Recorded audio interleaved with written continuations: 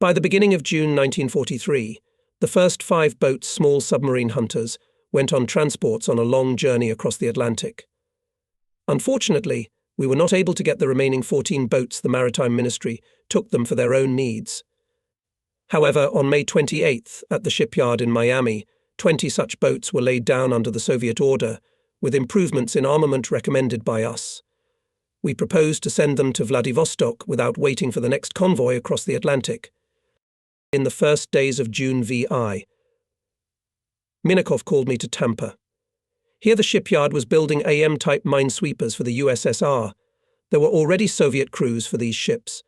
During the inspection of the progress of construction and training of our personnel VI, Minakov informed me that the Maritime Ministry agreed to give us 12 big hunters. The news was pleasant. After all, small hunters in the harsh conditions of the Barents Sea could be used only to a limited extent. There were no personnel for the big hunters, and Rear Admiral M.I. Akulin decided to staff their crews at the expense of minesweepers. It was necessary to organize the acceptance of minesweepers and big hunters in such a way as to ensure their transfer from the USA to the Soviet polar region in groups of 3 minesweepers and 3 hunters each. We were to receive the hunters in Miami, in the training center of submarine fighters. M.I. Akulin appointed me commander of the squadron of large submarine hunters transferred to the USSR. Without wasting time, I went to Miami and without much difficulty agreed on the training of Soviet crews with the head of the training center, Commander Eugene McDaniel. The formation of the squadron's crews began immediately. The first officers who came at my disposal were Chistiakov, Kuptsov, Sinelnikov, Loyubchenko, Ochasov, Demidov, Reshaitov, Taidenkov, Amiv, Fomichev, Kursky, Maximviv and Kozharin, with whom I had become acquainted during the long journey from Moscow to Washington. A year and a half of war experience in the Northern Fleet, where they almost all commanded small Mo 4 hunters, gave me confidence that the mastering of American ships would be a success. M.N. Samoylov was appointed mechanic of the detachment, engineer captain of the 3rd rank T.N. Banin arrived in my subordination for acceptance of the ships. Under his leadership, a special group was formed, which together with M.N. Samoylov included experienced petty officers Silin, Antipin, Abramov, Zairanov, Markelov, Mushenko and Lebedev. The choice of T.N. Banin turned out to be extremely successful. An excellent specialist, and if necessary a diplomat, Banin knew how to deal with the Americans. He would look at his opponent with a sly look and prove his rightness with knowledge. His whole stocky figure reeked of calmness and confidence. Acceptance of small submarine hunters, which were built now with the changes we proposed, but still without the installation of sonar, was engaged in P.A. favor of. On September 10th, we left Key West accompanied by an American big hunter of the same type as the Kashi. He was to lead the Soviet ships through the mine barriers. It was calm on the sea. I don't think I have ever wished so much for at least fresh weather. When, having rounded the Florida Peninsula, the ships turned north, the weather finally began to change. The wind picked up and gradually turned into a brutal 9-point gale. The hunter accompanying us transmitted by radio that he could not stay at sea any longer and was leaving for the Charleston base. And Soviet hunters and minesweepers continued the campaign. I did not leave the open bridge of the boat for hours. Above the huge, hiding the ships of the waves was a shroud of water dust. But the big hunter easily climbed the wave and, as sailors say, did not take on water. I could not but admire the endurance and excellent training of the boat crew and its commander, Senior Lieutenant Kuptsov, who skillfully managed his ship. This young officer had only once agreed to go down to the cabin for a couple of hours to change clothes and have a cup of coffee. The storm was already abating as our detachment approached the pier at Norfolk. After a short layover, we continued our trek and arrived safely in New York City on September 16th. Akulin received me immediately, and I, with good reason. The storm was a comprehensive test reported to the Admiral that the big hunters on the seaworthiness showed themselves no worse than minesweepers displacement of 900 tons, and this makes it possible with full consciousness of responsibility to declare the possibility of the transition of big hunters from the US to the USSR. Voyage in stormy conditions also showed that young commanders and their crews are ready for any difficulties, have physical endurance and skillfully manage technical means. I noted our motorists, who practically kept watch at the engines in tightly sealed engine compartments. At one of the moments of the storm, a huge wave raised the Hunter. On its crest, the exhaust pipes of the engine gases were exposed and, as mechanics say, seized the air. The engines stalled. The ship was carried by the wave right under the bow of the minesweepers coming alongside. Neither I nor the commander could do anything under such conditions. But a few languid seconds passed, and again we heard the murmur of engines. The motorists quickly managed to start them. Our Hunter took his place in the formation again. Agreeing with my conclusions, Rear Admiral Akulin sent a telegram to the Chief of the Navy headquarters in Moscow, which stated that Nikitin tested the seaworthiness of large Hunters in stormy conditions at the passage of Key West, New York, and believes that the boats can go across the Atlantic. In the reply telegram, signed by the Chief of the Navy Chief Staff, Vice Admiral Stepanov, it was reminded that in October in the Atlantic sailing conditions are extremely difficult, but ships of the big Hunters type are extremely necessary for the Soviet Navy. A decision had to be made, and Akulin gave an order to prepare the boats for transfer to the USSR. At the same time, he approved a number of my proposals on preparation for sailing in stormy Atlantic conditions, and in case of possible icing it was decided to remove the ventilation nozzles coming out of the bow compartment to the upper deck, and their necks were closed with metal covers and welded to place most of the ammunition from the cranes of the first shots of the bow cannon in the artillery cellar, to remove there the reactive depth bombs of the bow bombometer and a spare set of large depth bombs of the stern bombometers. In this way the bow of the Hunter was well sealed against ingress, water and everything possible was removed from the upper deck. Having followed in New York how the ships were carried out on the instructions for preparation for the transition, I returned to Miami. First of all, had to solve the question of staffing the crews of the 3 big Hunters, which remained to be accepted under the program of 1943. But thinking about how the transition of the first 2 groups did not give rest, at the end of September they went on the route St. John Reykjavik, Londonry. The 3rd group, which was preparing to go to Miami, also 3 Hunters and 3 minesweepers managed to staff, although incomplete crews. But for the 3 remaining Hunters we had only 12 petty officers and sailors. There was no time to wait for replenishment from the USSR. McDaniel said that the Maritime Ministry would take the boats for the US Navy if there were no Soviet crews on them within a week. What to do? I decided to transfer the 3 already accepted big Hunters to Tampa, where there were 3 of our minesweepers, and part of the people from them to return to Miami to staff the last 3 boats and raise the Soviet flag on them. Commander McDaniel saw our maneuver perfectly well, but pretended that everything is okay and goes as it should. A few days and the last 3 boats from the program of 1943 under the Soviet Navy flag. The work scheduled for this year on the acceptance of 20 small Hunters at the John Trumpy Shipyard was also successfully completed. Between August 24th and October 5th, in groups of 3 or 4 boats, American crews transferred them by sea from Tampa to New Orleans. From there they moved by their own steam to the Panama Canal Zone to the port of Colon. Here the Mo-1s, as they became known in our fleet, were loaded onto transports and delivered to San Francisco. P.A. Favorov, whom I sent to San Francisco to follow the shipment of small Hunters to Vladivostok, inspected the condition of the boats after transportation from Colon. It turned out that the boats were in good condition, although it would be good to carry out some necessary measures before shipment to the Soviet Union.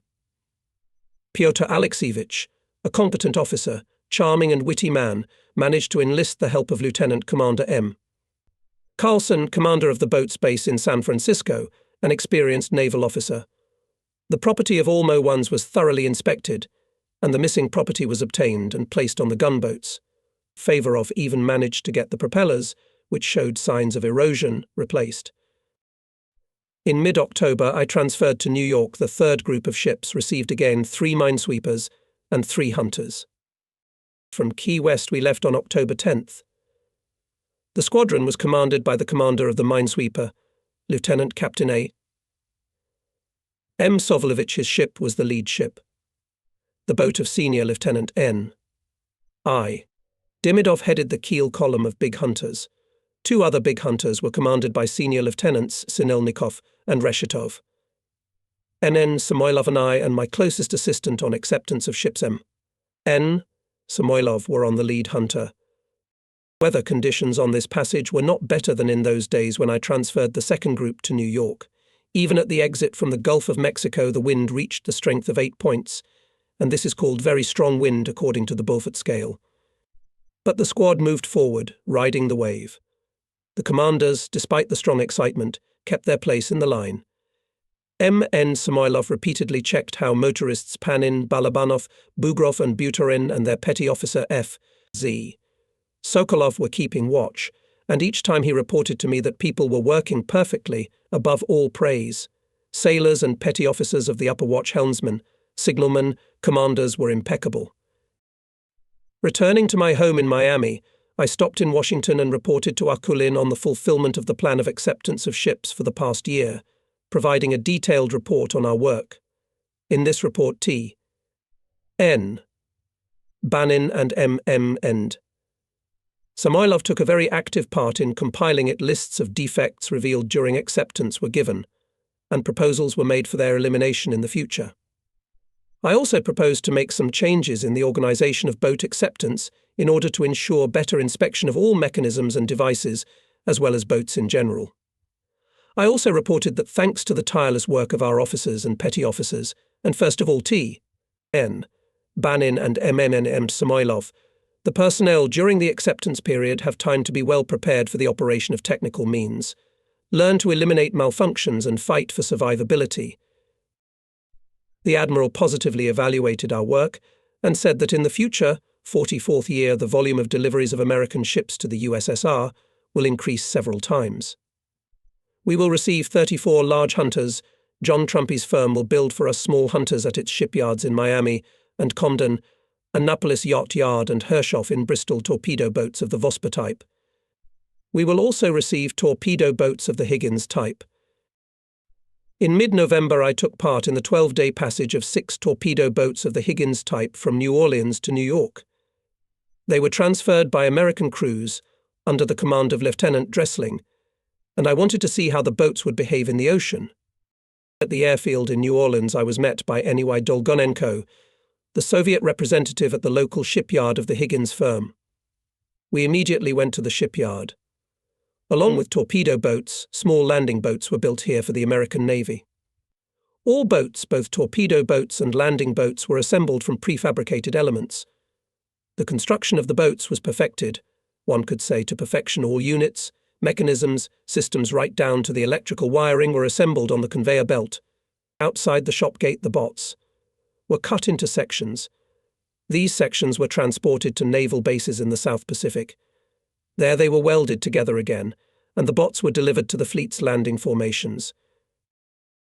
Before leaving, torpedo boats from New Orleans was still a few days, and I decided to go to the training center for anti-aircraft gunners in Shell Beach to negotiate the training of artillerymen of our crews. The command of the center, without much discussion, agreed to accept our sailors, and I was once again convinced that in the American Navy on the spot all issues are solved more easily than in the top. With interest, I got acquainted with the method of teaching anti-aircraft firing from automatic rifles and machine guns, inspected the artillery and machine gun installations located along the shore, at the water's edge. As I watched, a tow plane with a target cone passed along the line of anti-aircraft guns, and the artillerymen took turns firing. I noticed that each installation was firing shells with a track color assigned to it: green, red, orange. In the target shells, when hitting, leave a colored trace, and thus the assessment of the results of firing is not very difficult. But before allowing the calculations to fire, the training center checked the preparedness of artillerymen and machine gunners on special simulators. I paid attention to the simulator for machine gunners.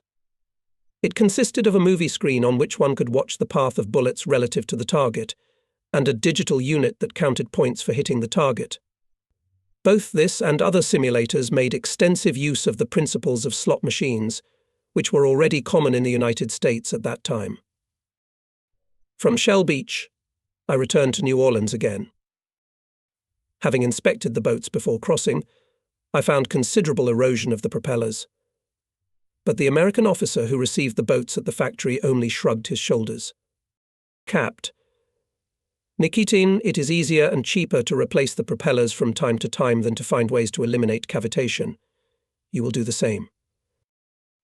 I'll point out that we didn't do the same. Our boats have taken effective measures to eliminate propeller erosion. The journey from New Orleans to New York, 1,250 miles, took 12 days. The boats made transitions only during the daytime, and at night they stayed at naval bases on the Gulf of Mexico and Atlantic coast in Pensacola, Tampa, Key West, Miami, Mayport, Morehead, Norfolk, and Cape May. There were times when the weather was calm, and there were days with swells up to 6 points. This trip remained in my memory also because the boats part of the way almost to Norfolk went on the rivers, lakes and canals of South and North Carolina. On the banks of the canals, as well as along the roads, now and then there were gas stations. In addition to fuel, you can get there the necessary spare parts, up to new motors and propellers. You can always get refreshment while sailing along the canals in the snack bars located on the banks.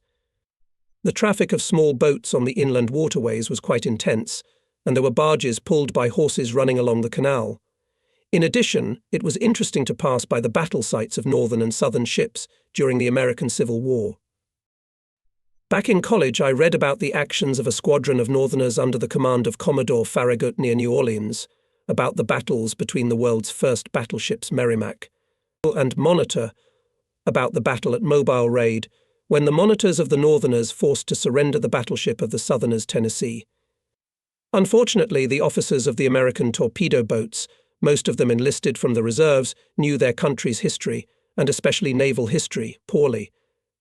They were quite surprised by my story that the widespread use of mine weapons on the sea and rivers was based in the fleets of both North and South on the combat experience of Russian sailors in the Crimean War. The crossing showed that the Higgins had good seaworthiness. Therefore, I was able to confidently report to Akulin that the boats are capable of operating in the Soviet polar regions. At the same time, it became known that the first 3 groups of ships we received safely came to the Northern Fleet. Many years later, the former commander of the Big Hunter N.I.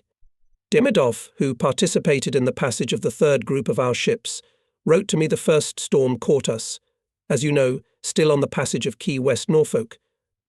But it was flowers in comparison with what awaited us ahead. We left St. John's on November 1st. A day later, the wind began to strengthen and reached 9 points from the north. We had to reduce the course to 6 knots. On November 3rd and 4, we continued to storm. The height of the wave exceeded 8 meters and was 150 meters long.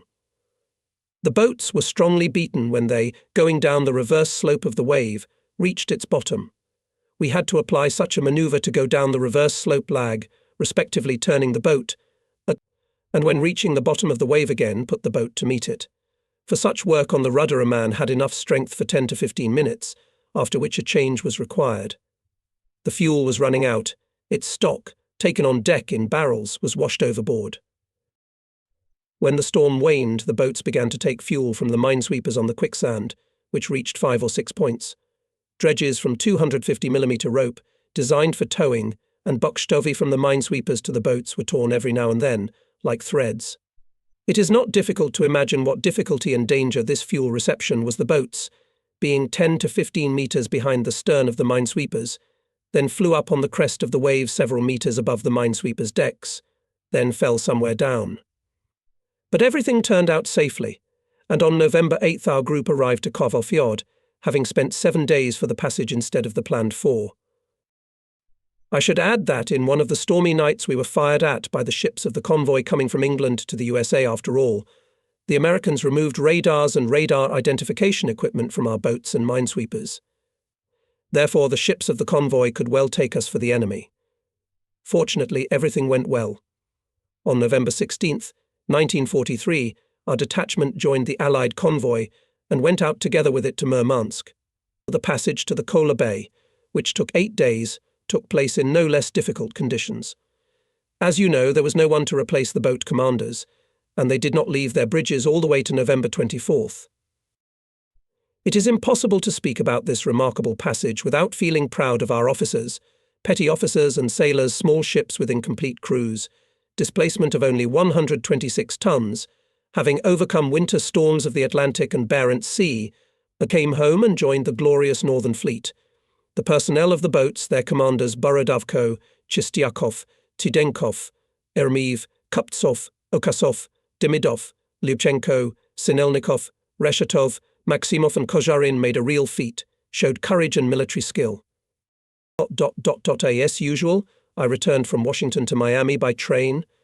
Familiar landscapes of the southern states were passing outside the window, but I did not care about the beauty of nature.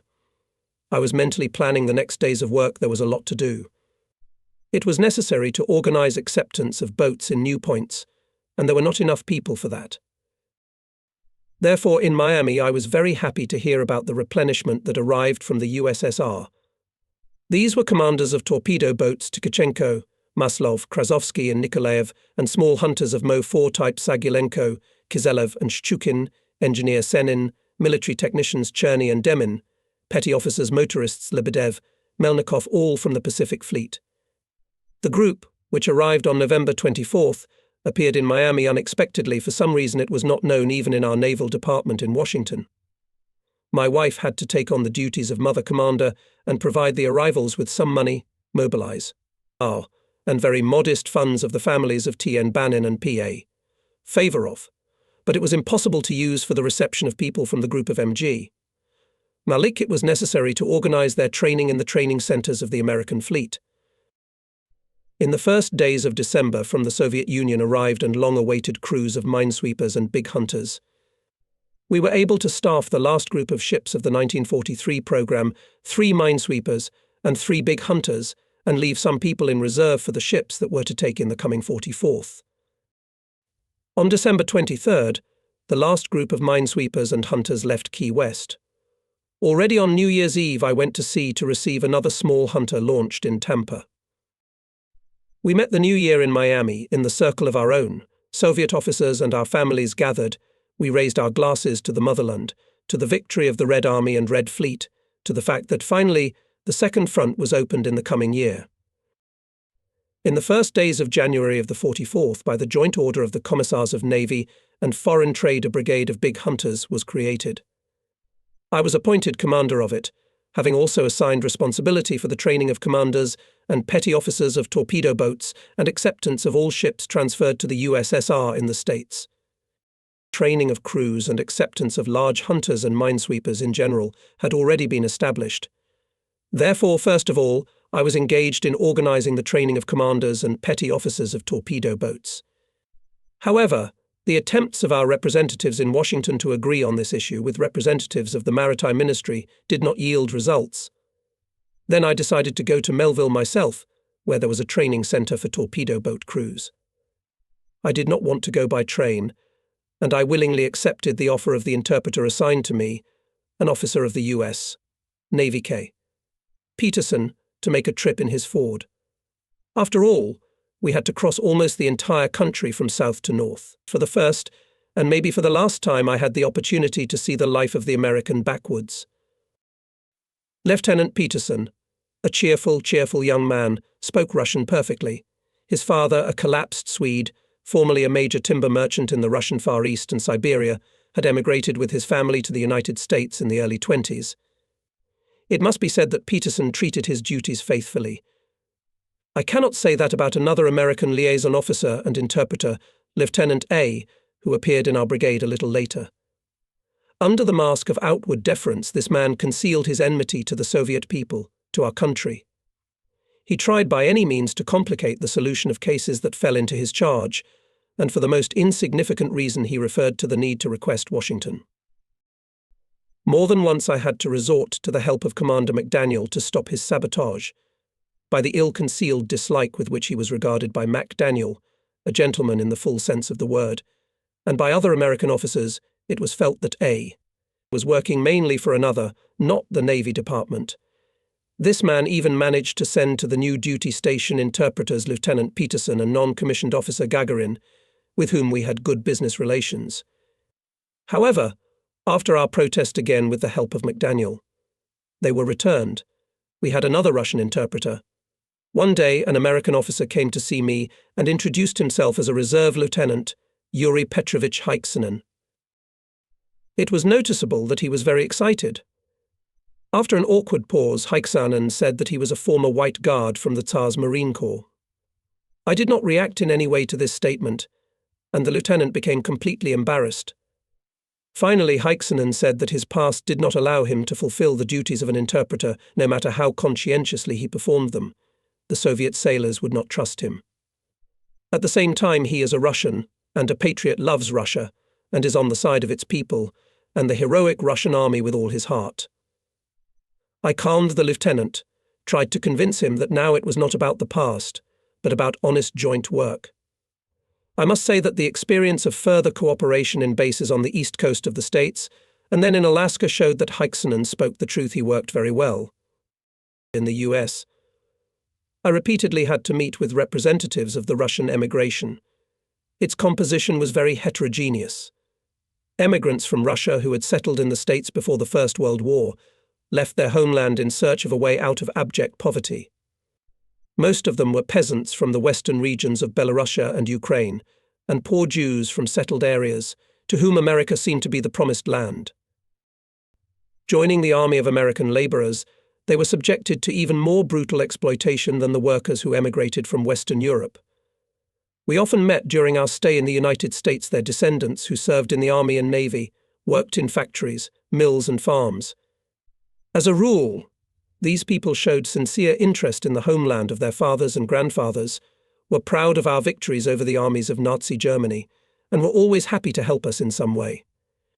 For the most part, the second and third generations of this layer of emigration had already lost their native language, and at best could only explain themselves in a strange mixture of English and Russian-Ukrainian Belarusian. The other layer of emigration were those who found themselves in the States after the Great October Socialist Revolution and the Civil War. White officers and dispossessed landowners, factory owners, merchants and counter-revolutionary party leaders hated the land of Soviets. The wave of emigration also brought to the shores of America those who left their homeland due to various, often accidental circumstances: engineers and scientists, writers, artists and musicians. Well, thousands of Cossacks and soldiers, junior officers, were taken out of Crimea against their will or by deception. The life of white emigrants was different. Former members of the provisional government, landlords and capitalists who managed to take their capitals out of Russia settled down quite well, and Cossacks and soldiers who by fate found themselves in a foreign land became simple laborers and experienced all the charms of the American way of life: discrimination in civil rights and employment, sweatshop system of labor on the assembly lines of automobile factories giants. American firms willingly hired Russian engineers and scientists. However, all scientific discoveries and inventions became the property of the employer, and authorship was not retained. Only a few Russian emigrant engineers were able to make their way to the Olympus of American society to gain fame, to achieve material prosperity. Among them are prominent engineers Seversky and Sikorsky, who managed to create their own design bureaus, to become owners of firms. By the way, they hired mainly natives of Russia and Poland. It is interesting that the press and movies, advertising Seversky and Sikorsky, presented them as purist Americans, without a word mentioning that they successfully started their activities as aircraft designers in Russia. This appealed to the common man, meeting his perception of the United States as the home of all that is new and progressive. Once I accidentally got to a movie about Seversky Americans were proud of the designer of flying fortresses, the most powerful bombers of the Second World War era, and companies spared no money on advertising.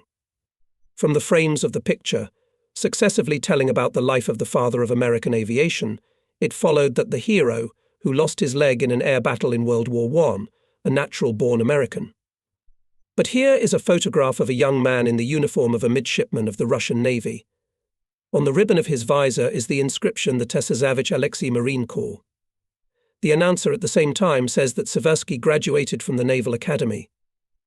Then on the screen appears a photo of Seversky in uniform, a Russian naval officer, against the background of a seaplane M1 designed by Grigorovich. And in the narrator's text, not a word about Seversky's participation in battles with the Germans in the Baltic. A similar myth was created in the US. and the engineer Sikorsky, designer of the world's first heavy bombers Ilya Muromets. During the First World War, they were built at the Baltic plant in Petrograd and made test flights from the Komendantsky airfield. Often Muromets at a low altitude passed over the maritime polygon, and we boys, with our heads up, looked at the huge airplanes of those times. After the attack of Hitler's Germany on the USSR, the Russian emigration to the United States was divided into two camps.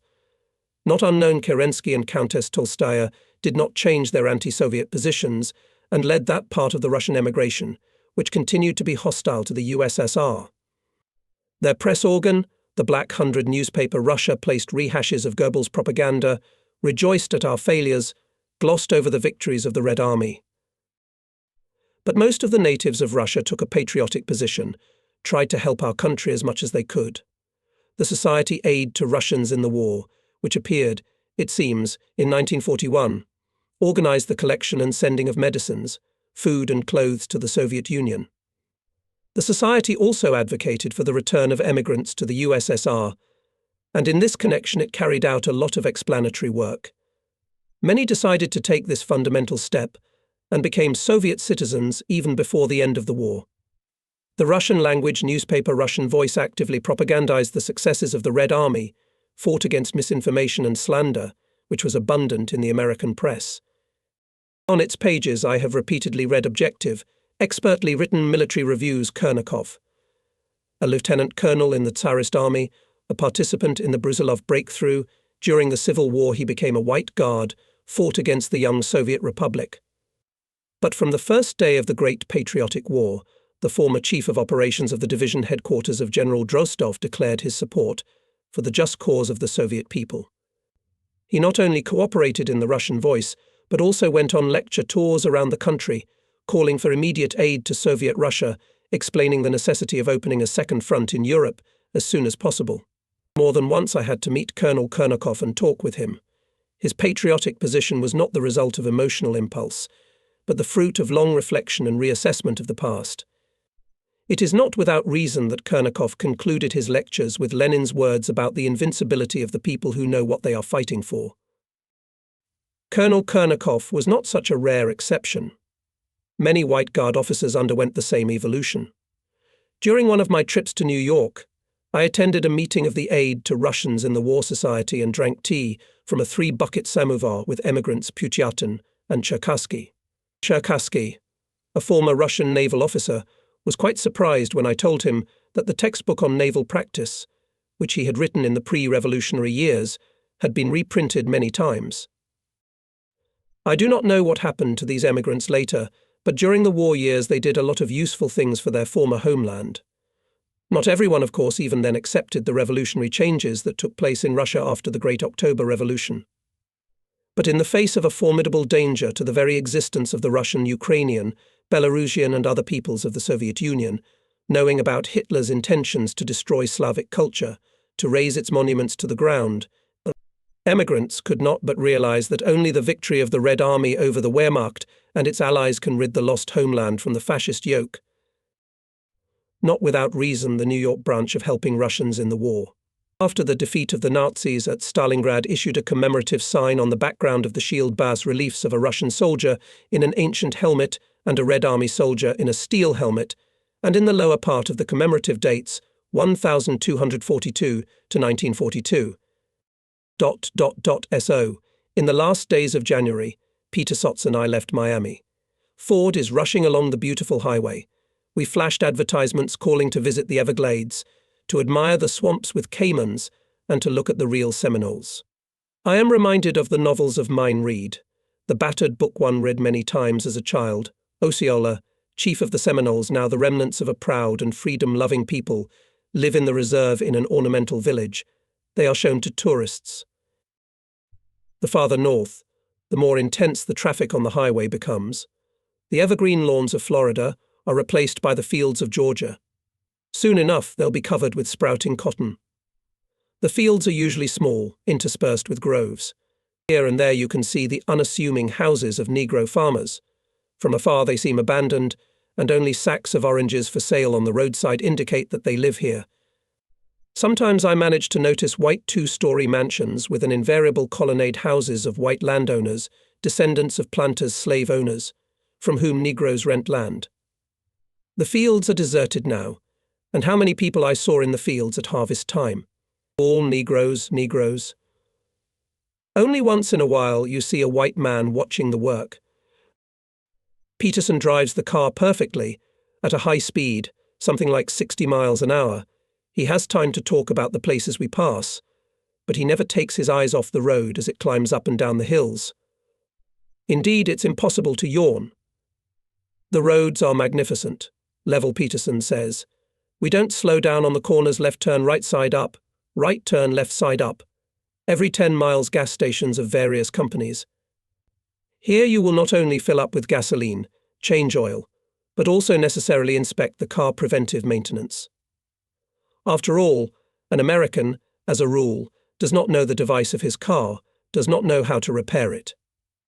But he sits perfectly behind the wheel, knows all the rules of the road to the finest detail. However, the one who does not possess such skills will not drive for long. I was told that in the year before the war more people died in automobile accidents than the U.S. Armed forces lost in World War I. For a little rest and food we stop in small towns, so well described by I, Ilf and E. Petrov. They all look the same: a central street with 2 or 3 mini skyscrapers, 8 to 10 floors, which house a bank, a department store and the boards of local firms, a car store, boasting the latest models behind mirrored windows. There are also cafeterias, bars and drag stores. And around this centre, quiet streets, tree-lined plots with cottages.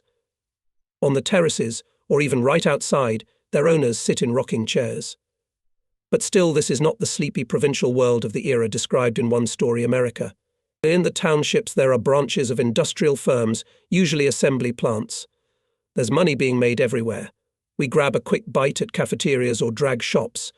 The food is monotonous but good, and the rooms are clean. Sometimes, seeing an unfamiliar uniform on me, the owner of a gas station or drogue store asks who I am. The answer is always surprising. Our country is like another planet to a provincial American. But as a rule, he immediately expresses a wish for victory over the Huns. True, I once met an American of German descent who expressed indignation at the bombing of German cities and tried to prove that the USSR had attacked the Vaterland of his ancestors. I had to remind him of the ruins of Stalingrad and Coventry, of the well-known facts of history. It should be said that Americans of German descent make up a significant in number and influence layer in the population of the states. And although most loyally performed their civic duty, Hitler's agency recruited its cadres mainly from Germans. Our Ford has overcome almost halfway. We have crossed Georgia, North and South Carolina. We drive on the roads of Virginia. We've got a lot of impressions. It seems that even here, far away from large industrial centers, Americans do not experience any difficulties associated with the war, which the country has been waging for 3 years. I ask what Peterson thinks about it. The lieutenant thinks I'm wrong. Surprised at my words, of course, there are difficulties and plenty of them. He talks about food cards, restrictions on gasoline and automobile rubber. Propaganda convinces the average American of the need for restrictions in every possible way, tells of the plight of Great Britain, of the war in the Pacific Islands. Every day the radio and newspapers urge the American to use his personal automobile only for trips to work, church and the theatre. Neighbours are advised to join together and take turns driving their cars to work, and if there is room to spare, to take hitchhikers. Newspapers and radio even claim that every unoccupied seat is tantamount to being occupied by Japanese Americans. As always and in everything, heed the urging of the press and radio the habit of advertising. And the patriotic upsurge is certainly having an effect. I remember that when we first arrived in Miami and did not have a car, we were regularly dropped off by Americans, people who were complete strangers. Once, on a trip from Miami to Tampa, the camera on my car burst. We were driving at night, at high speed, and during braking the tire turned into rags. It was good that the car was not wrecked, and we survived. The owner of the gas station, who was called by the owner of a passing car, had the tire, but he flatly refused to sell it without a certificate. We had to raise the mayor of a nearby town, despite the night, to get permission to buy the wheel. All these appeals to endure the difficulties were presented with the peculiar American propaganda love for cheap sensation and all sorts of hype. In the first days of our arrival in Washington from San Francisco, all the newspapers reported the patriotic act of the Russian ambassador, Mr. Maxim Litvinov, who went with his wife to the theater not by car, but by public transport. For several days, the New York newspapers savored the divorce proceedings, the reason for which was the unwillingness of the wife to tolerate excessive, in her opinion, her husband's love for steaks, which took the entire norm of beef on cards. Much attention was paid to disruptions in the coffee trade. Once, a movie theater in Washington, D.C., even showed such a scene before the show began. The lights went out in the hall, and on the stage flashed a beam of electric flashlight. A masked man armed to the teeth was sneaking to the safe. He looks around, takes out the lockpicks and opens the safe, hurriedly throws out of the safe thick stacks of dollars, some papers. What does he want? Finally, the thief finds what he's looking for: a coffee box. Ignoring the money scattered on the floor, he clutches it to his heart and escapes. In reality, however, Americans did not experience serious deprivation. For example, gasoline rationing was generally in line with needs and was hardly less than what the average American had consumed before the war. Cards for beef and sugar were introduced, but pork, poultry, veal and all sorts of sweets were sold without restrictions. And in restaurants, drag stores and cafeterias, you could order steaks in unlimited quantities and drink coffee. All this noise about the hardships experienced by the American people in the name of helping the Allies carried a very noticeable tinge of sanctimony and hypocrisy. It was unpleasant for a Soviet person to see and hear all this. We knew what hardships the war had brought to our motherland. I say something like that to Peterson, and he finally agrees with me. But Boris Viktorovich, he smiles, only because I am a Russian man. A real American would simply not understand you. The second day of the journey is coming to an end. It's time for a break. We take a motel room on the outskirts of a small Virginian town. Nearby is a cemetery where, as the owner says, our Yankees are buried who fell in battle during the Civil War. Richmond, Petersburg, Fredericksburg. There are many places in Virginia that have gone down in history as battlefields between the armies of the North and the South. Not all of them brought victory to the North, but in the end the Confederates were defeated. Negro slavery was abolished throughout the United States, but true freedom, equal rights, Negroes have not achieved to this day. I ask Peterson if he remembers the contribution of Russia, of the Russians, to the victory of the right-wing cause of the North. But the grammar school course of history is forgotten quite thoroughly. I remind him that he must have read Stanukovich's The Restless Admiral as a child. So Restless Admiral Popov, Rear Admiral, who commanded the Russian squadron in the Pacific Ocean in October 1863, brought it to San Francisco. Early the following year, the Russian squadron saved the defenseless city from an attack by Southern ships. The Northerners had no fleet in the Pacific. Great positive role, and the Russian Atlantic Squadron of Rear Admiral Lisovsky, which entered the port of New York in September 1863. These were difficult days for President Lincoln's government, with France and England making plans for intervention to support the rebellious Southerners. Peterson listens with great interest, and I think that in the US, is not very fond of remembering the contribution of other nations to their culture, science and technology, about the help that their country for a century and a half other countries, such as Russia and France, which did a lot for the victory of the former British colonies in the War of Independence. About the contribution of Russia to the victory of the North in the Civil War did not know, and American officers from torpedo boats, on which I made the transition from New Orleans to New York. Meanwhile, we pass Virginia and enter the Federal District of Washington. Our road trip is over. Having settled a number of current affairs in our purchasing committee, I leave by train with Peterson for Melville. The train crosses the first state of the North, industrial Pennsylvania, and the cozy New England townships appear outside the window. This is the land of the first English and Dutch settlers in North America. The state of Connecticut welcomes white, clean towns, maybe the most beautiful in the country. It seems that they remain as they were hundreds of years ago at the time of the heroes of the wonderful American writer Washington Irving. except that carriages have been replaced by automobiles, traffic is heavier, and the streets are paved. Maple trees lined the roads near the railroad line. Too bad they're leafless now, in winter. These must have been the trees from which Fenimore Cooper's heroes extracted the sweet syrup to make maple sugar. But here are the shores of Long Island Bay, the end of the journey, and yet a short rest. Time to get down to business. In Melville, everything went as well as possible. With the command of the Torpedo Boat Training Center, Lieutenant Commanders Walsh and Parker, combat boat officers who fought in the Philippines, and the Solomon Islands immediately found common ground, and after the conversation found out that I am a former commander of the torpedo boats and served on them for many years. They agreed to accept for training our commanders and petty officers from torpedo boats. Helped, and my knowledge of the actions of American torpedo boats in the U.S. Recently published books, Lieutenant Commander Bulkley, we were exhausted and long were the nights. I expressed my admiration for the combat deeds of American gunboats, and said that I had read Parker's articles in the magazine Yachting about the actions of torpedo boats at Midway Island and the Solomon Islands. Returning to Washington, I obtained Aculin's agreement to go to the Navy Department to make final arrangements for the training of our sailors at Melville. But Capt. Donald, with whom we met at the Operations Office of the Maritime Ministry, at first refused to allow our officers and petty officers to be sent to Melville, citing overloading of the training center. Then, as if by the way, I said that only from there and received the consent of the management. Without giving the impression that my words were a surprise to him, Donald promised to receive our group in February of the 44th year. By the way, during my stay in the US, I never once had to meet with a case of cancelling a decision made by a senior superior to his subordinate. The senior could advise the junior to cancel an order or change a decision, but he never did it himself honestly, not a bad rule. And again, a familiar route, I am returning from Washington to Miami by train.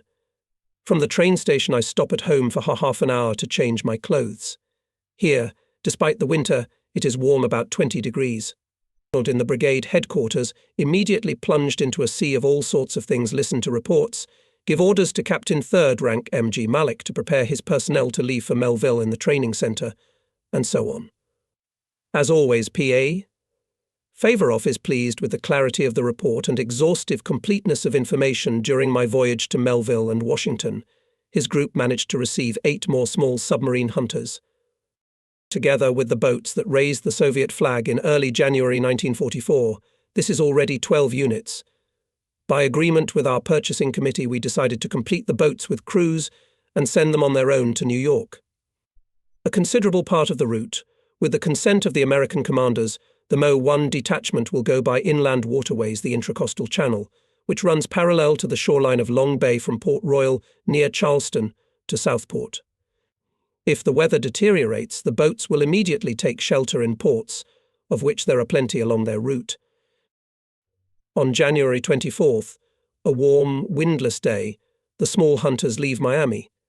I decide to devote a day or two to deal with the mountains of papers sent to our headquarters from Washington, the head of the financial department of the Procurement Commission C. It is amazing how this man, hiding behind formally interpreted paragraphs of instructions, does not want to understand the needs of the compound and the peculiarities of American life. He is ready to fight for every cent and at the same time calmly writes off hundreds of dollars if such an expense is provided for in the instructions.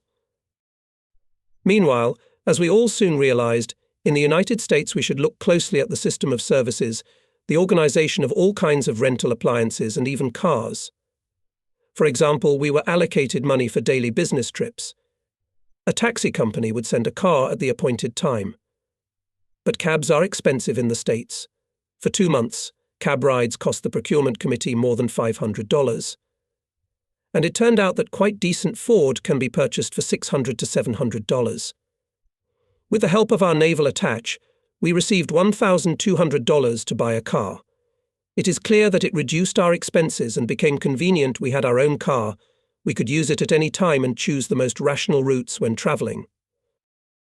I had to solve another task, seemingly not peculiar to a naval officer. The fact is that the stay of women in labour in hospitals in the United States costs a lot of money.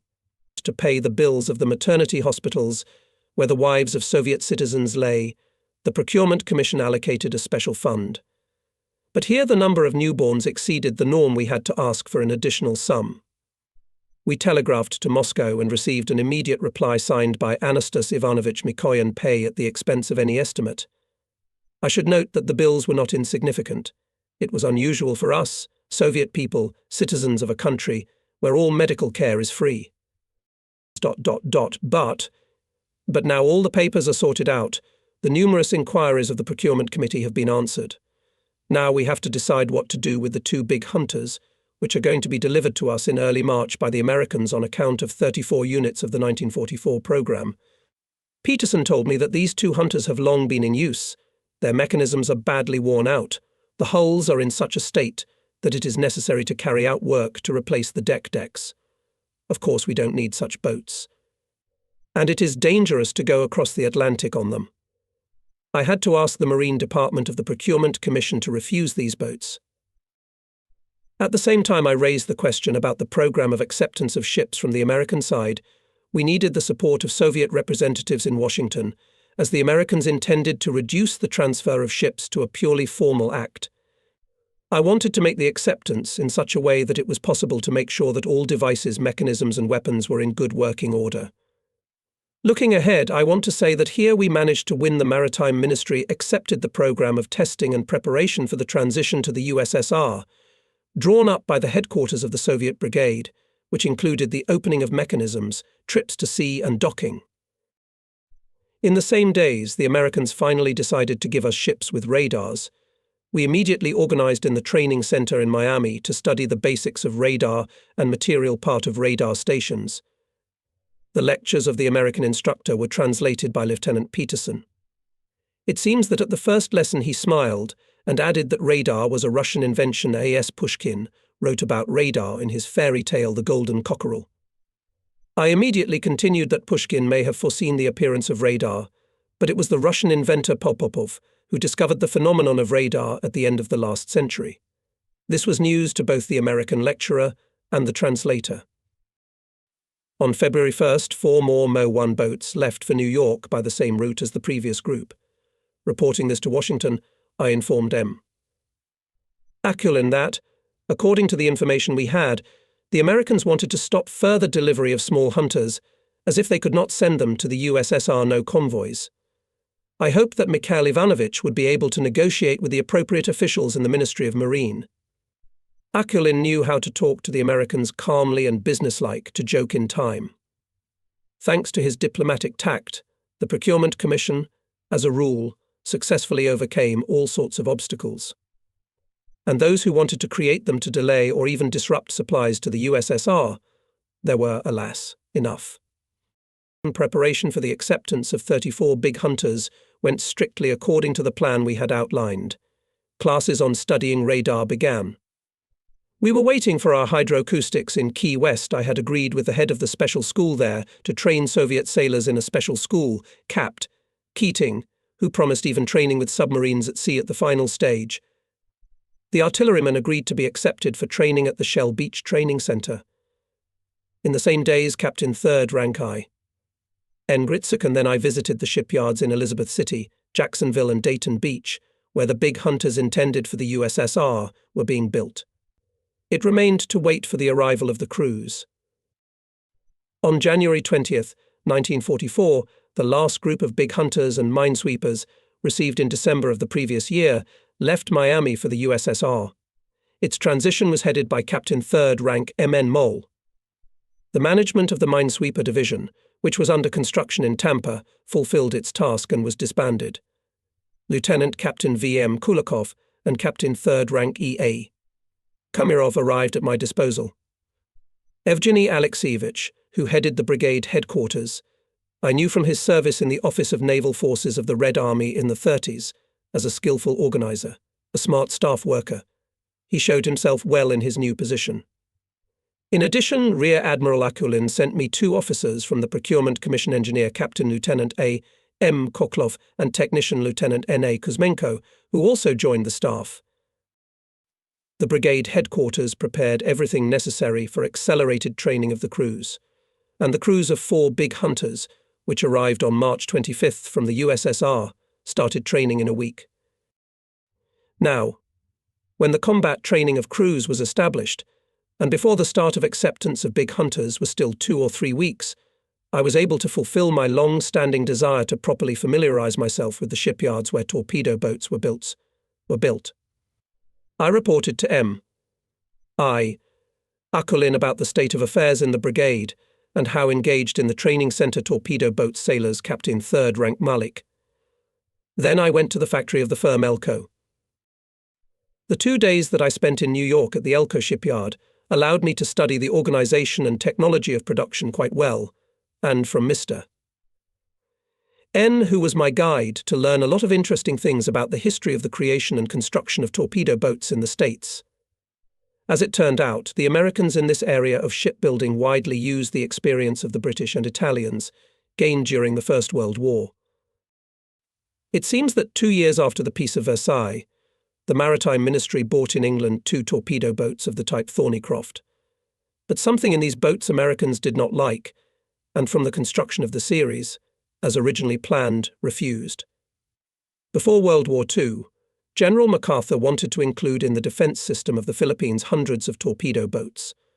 When the Navy Department announced a competition for the best torpedo boat design, Mr. Sotvan, president of Elco, went to England. He carefully studied all types of torpedo boats available there and bought from the firm Vosper license for a boat design Scott Payne. On its basis, engineers of the design bureau Elco developed their own project torpedo boat, somewhat different from its prototype. It was equipped with 3 engines Packard, created by the same name company also on the basis of the British prototype aircraft engine Rolls-Royce. Having received an order from the Maritime Ministry, Elco began construction of boats. After the beginning of World War II, the construction of torpedo boats in England stopped. Although they were very much needed by the Navy, strangely enough, the Vospri were equipped with motors supplied by an Italian company. Only since 1941 from the US began to arrive on Lend-Lease engines from the US, type Packard, and the British shipyards were able to resume the construction of Vopra.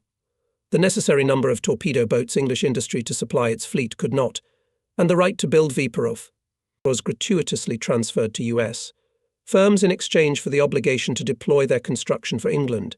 It so happened that at numerous shipyards in the US, Built and Elco and Vopers, slightly different from each other, as well as Higgins. But only the Elcos went into service with the US Navy. Why this is so, I quite frankly explained to me Mr. N. Shareholders of the company Elco consist of many admirals, and therefore it is easier for her to obtain an order of the Ministry of Maritime. A few months later, I received a clear confirmation of what Mr. N. said. The number of Viparov and Higgins, which we received under Lend-Lease, did not meet the needs of the Soviet Navy. Attempts to increase supplies did not yield positive results. And then it became known that the firm Elco, which had no right to sell the USSR ready-made boats, could bypass this prohibition and supply complete sets of parts of their hulls, mechanisms etc. in order to assemble the boats on our territory. In this case, the firm not only provided all the necessary technical documentation, but also undertook to send its shipbuilding specialists to the Soviet Union. We decided to ask the Americans to supply us with 50 kits for Elco boats. However, everything turned out to be not so simple. Our appeals to the Maritime Ministry and the Lend-Lease administration failed. Then the representative of Elco advised us to address one of the prominent heads of the Maritime Ministry, confidentially adding that he was a shareholder of their firm. The admiral, I will not mention his surname, took the most ardent part in our case, and the order was accepted as soon as possible. Quite soon, at one of the Leningrad factories with the participation of American specialists, we started assembling the Elco. Business is business. By the way, Lieutenant Commander Walter Rove, a representative of the fleet at the Elco shipyard, told me another characteristic episode from the pre-war practice of the company. In the era of prohibition, the prohibition law that was in force in the United States, the smuggling of alcohol was widespread. Whiskey and other spirits were shipped from Cuba and the Bahamas, among other places. The government decided to take action against prohibition violators, and Mr. Sotvan, president of Elco, received a large order to build fast boats for border and customs protection. At the same time, this distinguished gentleman also provided businessmen smugglers with boats. and thanks to the efforts of the chief designer of Elco Irwin Cheese, the violators of prohibition received boats faster than those built by order of the government, and even equipped with specially designed mufflers for engines and smoke equipment. Again, business is business. We have free enterprise in our country, N explained to me. The results of such free enterprise could be observed on a daily basis. Here, the Soviet embassy in Washington buys at auction a passenger car confiscated from some gangster gang that raided banks. It's a car with the most powerful engine, armored bullet body and bulletproof windows. I ask an American officer I know how it could have ended up with the gangsters. He replies, obviously ordered it. Every free American, if he has dollars, can buy anything he needs. Maybe he's suffering from persecution mania. On April 26, 1944, the first of our intended big hunters arrived at the Miami Training Center from a shipyard in Texas. By this time, the brigade had already formed 16 crews from the arriving personnel. The management of all the big hunter divisions of the brigade had also been staffed. The division commanders Captain 3rd Rank Gritsuk, Captain 3rd Rank Nikolaev and Captain 3rd Rank Igorov were joined by deputies Sofronov, Sladko and Mikhailov, doctors Kvasov, Chakiryak and Kondybko and other specialists. The brig already had over 600 officers, petty officers and Red Fleet men. No sooner had the crew put the first hunter in order and begin testing than 4 more boats came to Miami. There was no doubt that in the terms agreed with us will arrive for acceptance and the remaining 27. I and our other officers were convinced of this, having visited many plants on the East Coast and the Gulf of Mexico. The scale of the deployed in the U.S. fleet construction was impressive. Thus, only to the construction of large hunters type SC-110 were involved more than 40 shipyards, which received orders for 800 boats. These shipyards before the war produced mainly peaceful products, pleasure boats, yachts. These small enterprises were able to develop serial production thanks to the system of cooperation of deliveries, unification of equipment, and so-called common things, maximum standardization. As a result, the work at the shipyards was reduced to the processes of assembling hulls from finished parts and installation of equipment and armament. I'd also like to point out that the work was strictly on schedule. Once, at John Trumpy's shipyard, there were 3 days left to load the engines on the boats on the slipway, and they had not yet arrived at the shipyard. I expressed concern about this, but Trumpy's son told me not to worry, the delivery deadline was tomorrow, and the engines would arrive no sooner or later. And he explained that the supplying company was on schedule with the transportation company. Indeed, the engines arrived on time. In early May 1944, we warmly bid farewell to Commander McDaniel, Capt. Harrison took command of the Submarine Fighter Training Center in Miami. He was an officer with combat experience, calm and benevolent. The experience of further cooperation confirmed the first favorable impression. During the month of May, the Soviet naval flag was hoisted by 6 big hunters. By the time they left for Mayport to prepare for the voyage across the Atlantic, our translators and officers had completed the work of translating technical documentation from English. It was reproduced on the rotator by our petty officers. Thus, all boats received descriptions of mechanisms and technical means and operational and combat instructions developed by the brigade headquarters. It was a big and very hard work. It was done by mechanical engineers M.N. Samoilov, N.M. Fomenko and V.N. Agafonov, Senior Lieutenant M.S. Sagilenko, and Major K. Sergeev. Especially difficult was Sagilenko and Sergeev, who translated from English technical documentation on hydroacoustic and radar equipment. After all, in those years, these technical means were the latest achievements of radio electronics. In June, the 1st Division of Big Hunter's 12 boats accepted by us in 1944 left to the USSR in August and September the 2nd of the same composition. They made the transition to the USSR in detachments of 6 units along the route Mayport-New York-St. John Londonderry Polanoye. It was approximately 5,800 miles, which the hunters travelled in 22 to 25 days. And unlike the 1943 crossings, the units went independently, not together with minesweepers. Of course, this required a number of additional measures to ensure a long voyage of the boats in the ocean, and even more thorough preparation. First of all, we decided to increase the stock of fuel and engine oil on each big hunter. For this purpose, one of the fresh water tanks was connected to the fuel system, and engine oil was also taken into additional tanks. It was allowed to use these excessive reserves only in case of necessity. If there was no need, fuel, and especially oil, would not be superfluous upon arrival to Pola.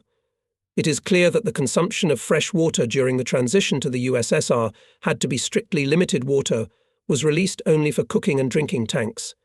To make the water diet a little easier, each boat received several cases of mineral water. In New York before departure, all the hunters underwent roll and stability determination. This important work was done under the direction of V.I. Pershing, a specialist of the Leningrad Shipbuilding Institute, who was on a business trip to the USA at that time. After that, it was possible to be sure that with skillful management the boats could withstand even a strong storm. The program of acceptance of large and small hunters and torpedo boats was successfully carried out. The personnel of the brigade was also replenished in June. 280 more sailors, petty officers and officers arrived from the USSR. Since May, I worked under the leadership of Rear Admiral A. Yakimov, who replaced M.I. Akulin, who returned to the USSR. On October 17th, A.A. Yakimov and I paid a visit to the commander of the Eastern Naval District, Vice Admiral Anderson, and thanked him for his assistance in the successful completion of ship deliveries for the Soviet Navy. A. Yakimov arranged a reciprocal reception, at which the Americans were presented with memorable gifts. The next day early in the morning I was informed about the approach of hurricanes, so called in the US, tropical storms. I immediately left for brigade headquarters. The car raced toward the port through deserted streets. The local radio station was urging residents to board up windows, stock up on candles, water and food. Fortunately, the hurricane, which had blown into Miami by midnight, had captured the city only by the edges. But wind speeds reached 40 meters per second. The wind tore off roofs, tore down power and telephone poles, ripped out tall royal palm trees. The sea level at the embankments rose rapidly, and soon the water flooded the streets and boulevards. Gone almost a meter into the water planking piers, at which stood our big hunters and in Miami and Key West. All night long, standing waist deep in the water, the crews kept the boats from hitting the pier walls. None of our big hunters sustained significant damage. Everything did not end so well, for the Americans' 2 hunters were stranded in Key West. In October, we sent the last big hunters to the USSR 10 boats. Thus, all 34 hunters of the 1944 plan were accepted. Besides, in the same year 50 torpedo boats and 16 small submarine hunters were delivered to our country from the USA. All the big hunters that came out of the US reached our bases in the Soviet Arctic Circle safely and became part of the Northern Fleet. On November 7th, I, together with my wife, was invited to Washington to the Soviet Embassy for a reception on the occasion of the 27th anniversary of the Great October Revolution. In several rooms in groups stood the invitees, on the tables a variety of drinks and appetizers. Waiters offered glasses with cocktails. Rear Admiral A. Yakimov introduced me to Andrei Andreevich Gromyko. The ambassador greeted me warmly and suggested that we go to one of the rooms to talk quietly. After we sat down in comfortable armchairs, the ambassador inquired about the progress of our work. A. Yakimov and I told Andrei Andreevich about the close completion of the program of acceptance of ships in 1944, about the organization of the transition of the units to the USSR, about the relationship with the Americans and our use of the network of training centers for the training of crews. I expressed confidence that the remaining boats, despite the winter storms and polar night, as successfully overcome the Atlantic and the Barents Sea, will come to the bases of the Soviet polar region, as well as the units that left earlier. It was not easier for the hunters in the 44th year to cross the Atlantic than in the 43rd. Here is how V. Drugov, a North Sea officer, in 1944 commander of the lead boat in the detachment of the 1st Division, which left New York on July 17th. Our detachment of 6 hunters under the command of Lieutenant Commander Konstantinov left St. John's on July 27, 1944, in fairly fresh weather. The forecast did not bode well. 2 days later, the wind speed had already reached 29 meters per second. That's a hurricane. A radiogram came from St. John advising us to return. However, the squadron commander, having questioned the opinion of the boat commanders by radio, decided to continue the movement. Because of the storm, the boats were travelling at a speed of 3 or 4 knots. The commanders tried to put the boats so that they would not be overturned by the huge waves. I remember well how in the huge raging ocean our small ships were thrown like splinters. They were buried in the waves up to the deckhouse, and the water was walking on the deck, sweeping away everything that was not firmly fixed. On my boat broke the mast of the radar antenna, ripped off their mountings 20mm machine gun. The sailors still managed to fix it, not to give it to the ocean. The broken mast of the radar antenna was also fixed with incredible difficulties. The personnel had to fight with water coming through the deckhouse doors and open bridge hatches. At last the storm began to subside, and for the first time during the whole time of the passage we had an opportunity to determine by the sun.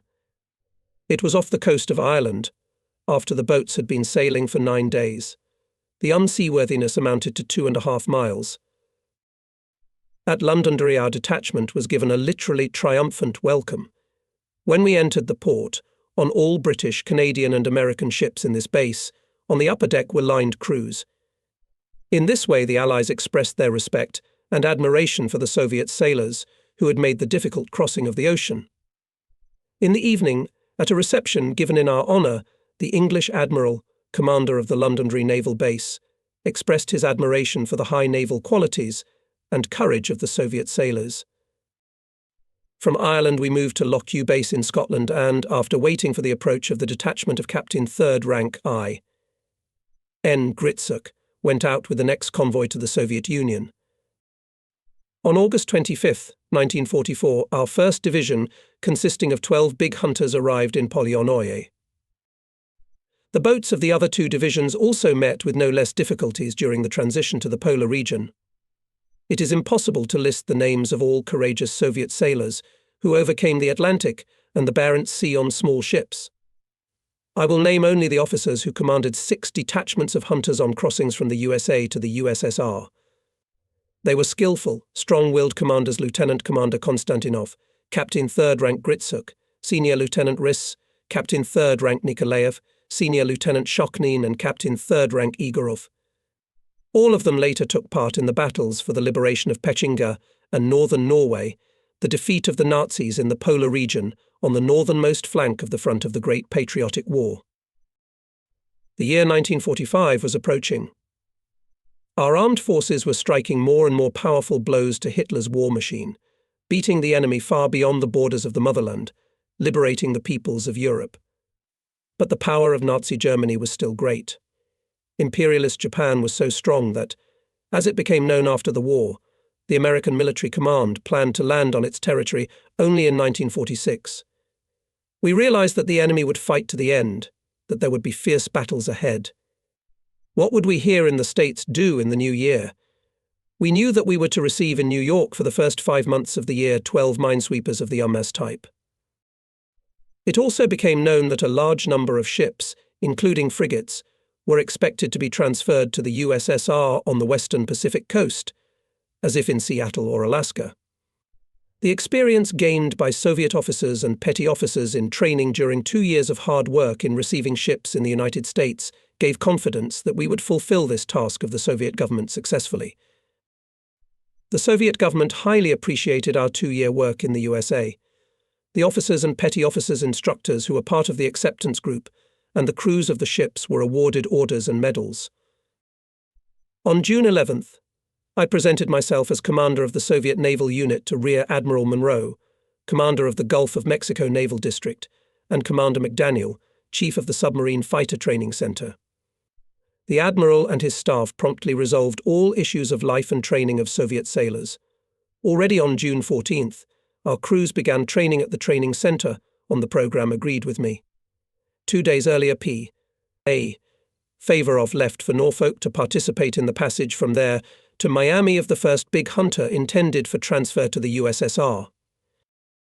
The training of our personnel at the training center in Miami was going well. By the time we arrived in Florida, This center already had extensive experience in training anti-submarine specialists. It had been established as early as March 1942.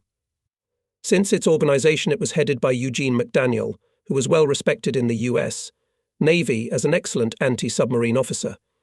The training process at the center was exceptionally intensive. According to the historian of the American Navy, S.E. Morrison, McDaniel had outstanding organizational and pedagogical abilities. With the help of several professional educators, he developed a program and methods of training specialists designed for intensive lectures and practical training. McDaniel selected instructors from officers who had personally participated in the fight against German submarines. The training period in the center, already trained in special schools crews, took only 7 days. Each week, 250 newcomers arrived, beginning the program on Monday. On Sunday, after passing their exams, they would leave on their ships for their home stations. This system of training allowed the center in Miami, by 1944, to prepare personnel to staff 1,088 ships. I must say that even after the end of training at the center, the former pets of McDaniel continued to keep in touch with him, asking for advice on anti-submarine warfare. Later, I had the opportunity to get acquainted with other training centers of the U.S. Navy. They trained officers and enlisted men in all ship specialties and provided the fleet with qualified replenishment. All centers were designed for a short period of training, as they actually conducted retraining officers, and enlisted men studied new technical means and weapons, mastered their combat use. The large submarine hunters we were to receive were designed and built by the Electric Boat Company. In World War I, this firm had built 550 small and 444 large submarine hunters for England in just a year and a half. With the outbreak of World War II, Elco resumed their construction on an improved design. The U.S. Navy Department, which needed such boats both for its fleet and for supplies to the British, attracted dozens of other large and small shipyards to build them. Thus, the SC-110 type big hunters were put into mass production. These boats had a displacement of 126 tons, wooden hull, 2 engines of 960 horsepower type pancake. They were armed with one 40mm Bofors cannon, 2 20mm Oerlikon machine guns, 2 rocket-propelled bombs and 2 bombs with 18 depth bombs. Such armament at a speed of 20 knots, a range of 1,800 miles and good hydroacoustic equipment made it possible to use them effectively against submarines. On June 26th, the first big hunter came to Miami from Norfolk, intended for transfer to our fleet. Favourov, who was on it at the transition to Miami, reported that the boat is seaworthy, well behaved on the wave. We immediately proceeded to its acceptance. At the same time, the crews worked hard on simulators in the classrooms and went to sea on large hunters belonging to the training center to practice ship control, use of technical means and weapons. We paid special attention in training to our hydroacoustic specialists' ears of the ship, as they say in the Navy. On June 13th, 1943, the solemn hoisting of the USSR Navy flag took place on the first big hunter handed over to us. On the pier, near where the boats stood, lined up American crews who were undergoing training in Miami. My speech, in which I thanked the representatives of the U.S. Navy for their help, and all the commands were transmitted over the radio broadcasting network of the training center. The commander of the training center, Commander McDaniel, also spoke. He praised the heroism of Soviet sailors shown in the defense of Odessa, Stalingrad and Sevastopol, and noted the courage and combat skill of Soviet crews of small anti-submarine ships operating in the harsh conditions of the Soviet polar regions. "I am happy," said McDaniel, "to hand over American ships to such wonderful warriors." In the evening, I invited McDaniel and several American officers to dinner, including Interpreter C, Peterson and a liaison officer assigned to our detachment. From our side were present P. A. Favourov T. N. Banin MNMNO, Samoylov, and the commander of the newly accepted Hunter NN Chistyakov. After supper, everyone moved to the parlour. Cigarette and cocktail disposed to casual conversation, and usually silent head of the training centre talked. I remember that he bitterly recounted how, in the first days after the entry of the United States into the war with Germany, when the U.S. Navy still did not have enough means to fight Hitler's submarines, They sank with impunity transports on the fairway going from Key West to Miami in front of the residents of the city and vacationers on the famous Miami beach. Somehow the Americans managed to sink Hitler's boat at shallow depths and raise it. In the dead, Hitler's officers found used tickets to Miami movie theaters and menu cards of local restaurants. The Germans visited them, landing on the Florida shore from their pirate ships. The commander cited a prime example of American carelessness. One of the American journalists in full uniform, Hitler's naval officer, all day wandered around the largest base of the U.S. Navy in Norfolk, through the streets of the city, spoke only in German, but no one paid attention to him. McDaniel also spoke about the fact that millions of Americans hate fascism and strive to contribute to its defeat. With great heartache, he recalled his friend who commanded a large pleasure boat, hastily adapted to detect Hitler's submarines. The boat went out to sea and did not return. The commander himself went in search of it. The boat was found it was bobbing on the wave without running. The whole crew was shot. The Hitlerites did not sink the boat, apparently for edification. I remembered that I saw its bullet-riddled hull on the wall at the building of the training center. It stood there exactly as a monument to the dead sailors. By the way, the famous American writer E. Hemingway searched for submarines on the same boat. Then the commander said that before his appointment to the training center commanded a destroyer. One day his ship was in the guard of a large convoy traveling to England. Hitler's boat sank the transport. The destroyer established hydroacoustic contact with the boat and bombed it, passing by people floating in the water from the sunken transport. The pirate was sunk, but the depth charges killed quite a few people.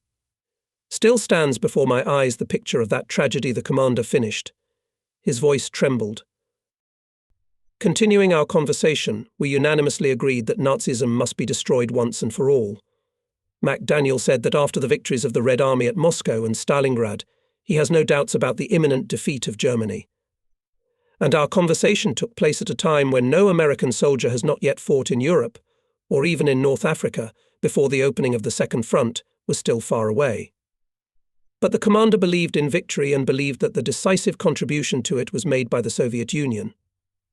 At the same time, he, like us, of course, was looking forward to the opening of the Second Front. Not all Americans were as optimistic as McDaniel. I'm not talking about politicians like Senator Truman. His position during the war is well known. But even so-called average Americans, too many, were in a hurry to make money in the war in the first place. I recall a conversation with an engineer at a shipyard in Miami. His reasoning about the war boiled down to the following. Since the Americans build ships for the USSR, supply weapons, etc., it is not clear why they should send American guys to war. So his son could work in a shipyard and earn dollars rather than go into the army. This man was deeply convinced that the USSR had no industry and produced nothing at all, and could fight only thanks to American aid. From this he concluded that the Americans would supply the Russians with weapons and they would fight the Nazis.